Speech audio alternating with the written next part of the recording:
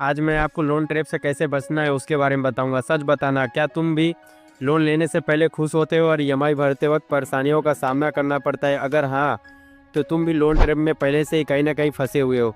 Loan trap किसी को overnight गरीब नहीं बनाता, ये धीरे धीरे आपकी आज़ादी खाता है।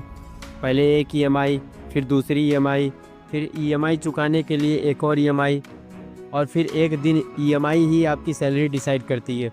वॉन्ट्स को नीड मत समझो। फ़ोन पुराना हो गया तो लोन ले लिया, बाइक थोड़ी पुरानी लगने लगी तो ईएमआई पे ले ली। भाई ये ज़रूरत नहीं है, ये आपकी शौक है।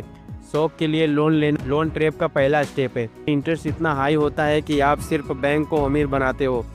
आपका पैसा कंपाउंड होता है, लेकिन वो आपके लिए नहीं होता, वो बैंक के लिए होता है।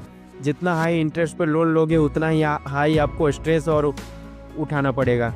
मैंने आपको पहले भी बताया हुआ है कि आप अपने पास हमेशा 3 से 6 महीने का इमरजेंसी फ़ंड रखो। 90% लोग इसलिए ही लोन लेते हैं क्योंकि उनके पास इमरजेंसी टाइम पे उनके पास कोई भी पैसा नहीं होता। आपके पास इमरजेंसी फ़ंड अगर रहेगा तो आप डिसीजन बेस्ड ज़िंदगी जी सकोगे, ना कि आपको मजबूरी में कोई लोन लेना पड़ेगा। ईएमआई का एक रूल हमेशा याद रखो, अगर आपकी टोटल ईएमआई सैलरी के 20 से 30% से ऊपर जा रही है तो समझ लो आप रेड जोन में जा रहे हो।